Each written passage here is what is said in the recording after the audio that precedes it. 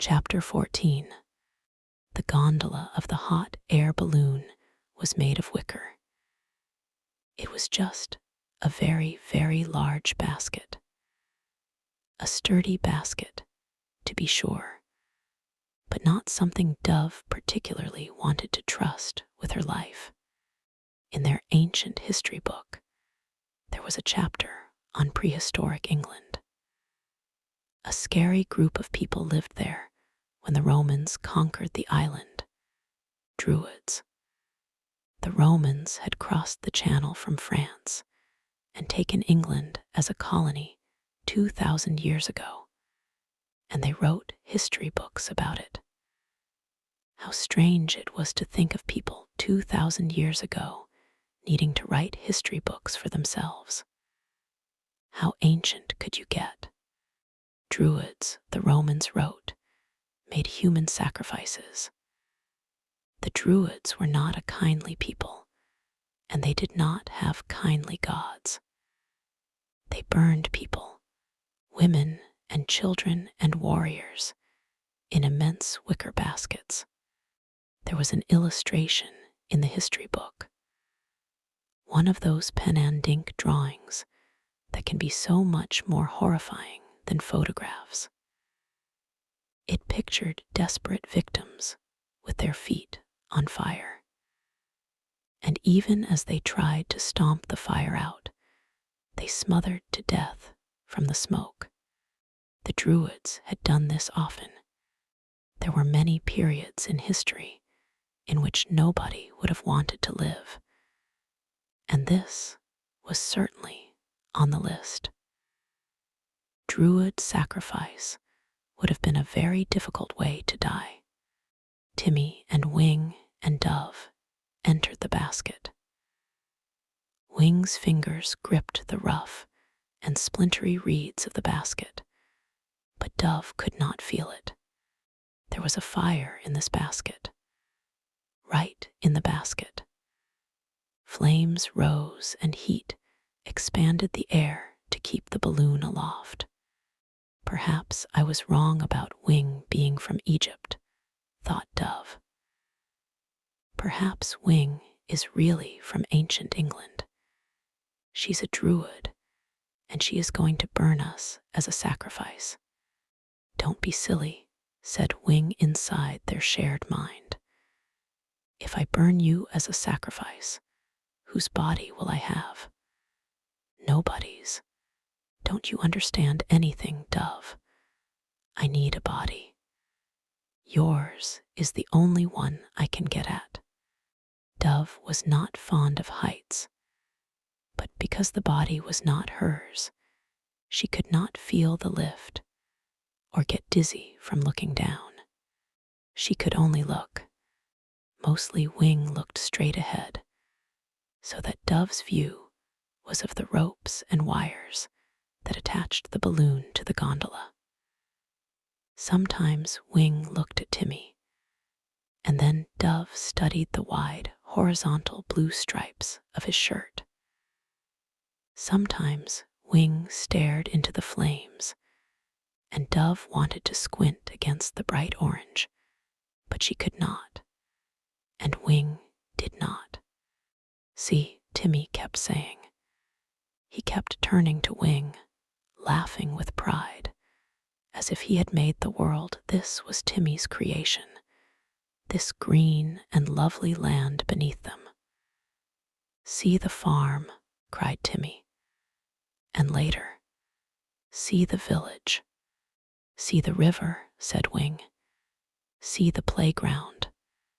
Wing was mocking him, making Timmy's sentences sound like phrases in a first-grade reader. But Timmy did not know. Yes, he cried. And the road.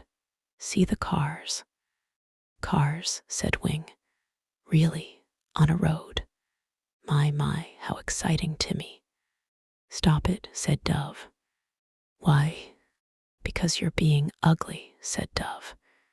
He'll notice, and I don't want him to. I want him to like me. Wanting to be liked is one of your personality problems, said Wing. I don't care about that sort of thing. What I want out of life, she laughed, out of your life, Dove, is excitement. Wing put her hand in the lower middle of Timmy's back. Timmy turned and smiled at her, dizzy with the excitement of piloting the balloon in front of a girl he adored. How high up are we? Asked Wing. Not very, 1,000 feet. That's enough, said Wing. Enough for what? Demanded Dove. Wing's answering smile was no joyful baby's grin. It was a manic stretching of lips. Sure is enough, agreed Timmy. I like to see details, so I don't like to be all that high. What do you have in mind here? Said Dove. You know what I have in mind, said Wing. You just don't want to admit it. Out loud, she said. I think we should throw more ballast out, Timmy, so we can go up higher. Are you insane? Said Dove. Wing, answer me. What are you doing? I'm not insane, said Wing. How could I be insane? I'm you. Dove fought to get inside the mouth, to use the lungs and tongue and vocal cords to warn Timmy. She means you, Timmy. You'll be the ballast she throws out. Their heart was beating so hard and so fast now that Dove could feel the thudding all the way up in the skull, every pulse like drums in a marching band. Don't do it, Wing, said Dove. Please don't do this. I want to, though, said Wing, smiling. Even if you don't care about killing Timmy, said Dove. Think about what will happen to you. Wing was puzzled. Nothing will happen to me, she replied. You'll be a murderer. There will be police and jails and prison and scandal, and it will hurt mother and father. Think, Wing. It would not bother me to hurt the maternal body, said Wing. But surely you know, Dove, that I am not going to any prison or doing any suffering. If they think it was murder, I'll just go back into your head and let you take the rap. Dove struggled, but she could not invade the body. Wing had it completely. Dove kicked and screamed and bit and pounded her fists, but Wing simply hit the side of her head and otherwise did not react. How am I going to warn Timmy? Dove thought. How can I let him know that he must not turn his back on me? On me? Is it me, after all? Are there two of me in this gondola with Timmy O'Hay? Timmy, blow me a kiss. Dove tried to cry. It worked in the classroom. Please, please, blow me a kiss. Set me free. It works in Sleeping Beauty. Wing chatted with Timmy about going up higher. They had separated from the other balloons. The sky was empty. Let's fly over a city, Timmy, said Wing. Let's fly over them all. I'd love to be right over them all, right over that glass pyramid, right where thousands of people are watching us. She wants to dump him where people are, Dove realized. It wouldn't attract enough attention if she dumps him in a hayfield. She wants his body to fall through the air and hear the screams of horror from the people in the parking lots, and hear the smash when it hits. Wing, listen to me, she said to her twin. We can work this out. Let's strike a bargain. Come on, come in here and talk to me. Timmy said that navigating and steering a hot air balloon was not as simple as driving a car. But he could see something on the horizon, and they would head for that. Okay, said Wing cheerfully, looking way over the edge. Dove thought of weird people she had been taught to look through or ignore.